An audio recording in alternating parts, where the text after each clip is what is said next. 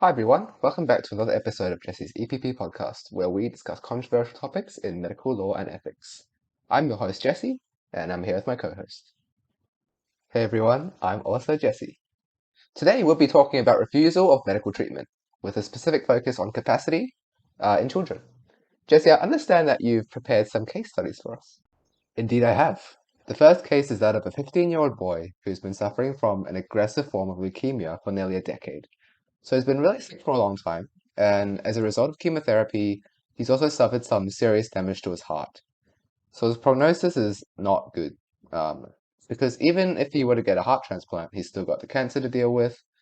Um, so the boy decides that he doesn't want to suffer anymore, and he wants to refuse any further attempts at curative therapy. Damn, that's a really sad story. Yeah, it really is. So what do you think about this decision? What do you think are the legal and ethical considerations that we should be looking at? So since he's under 18, from the legal perspective, we need to figure out if he has capacity, as in whether or not he has a clear understanding of his condition and what his decision means for him. And ethically, I think it's about respect for autonomy first and foremost. And then after that, I guess it's also important to consider if continuing that treatment upholds the principles of beneficence and non-maleficence. Yeah, I agree completely. So do you think his decision is ethically and legally defensible? Well, as sad as it may be, I'd say it's a pretty clear yes. So all of the ethical considerations align. And since he's been living with the disease for so long, I'd say it's likely to have a pretty good understanding, and legally, it's a pretty good argument for guilt competence.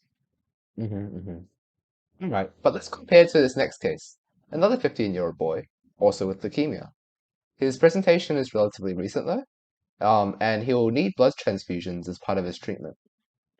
However, he and his family both refuse, explaining that this goes against their religious beliefs as Jehovah's Witnesses. They explain this calmly to the doctors, and they appear to be rational. Right, so both him and his parents agree on the refusal of the treatment? Yes, that's correct. I see. So this case is a little different, I guess, because it's clear that the treatment will definitely be effective, at least in the short to medium term. In the courts, I'd say the main argument will be between parents and the child's right to make decisions regarding themselves, so I guess autonomy, versus parents' patriae and what the court decides to be the best interests of the child. Yeah, and I'd say that the court's actually likely to exercise their power to authorize medical treatment in this case, based on the judgment that best interests overrides autonomy. So the ethical arguments, though, are quite a bit more complex.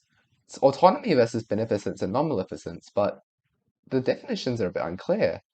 So, like, to what extent are the child's beliefs their own and not an extension of their parents'? So does this boy have true autonomy, or is it just, his parents talking? Can we really claim to be doing good by violating a person's strongly held religious beliefs? Right, these actions could have massive impacts for the rest of that person's life.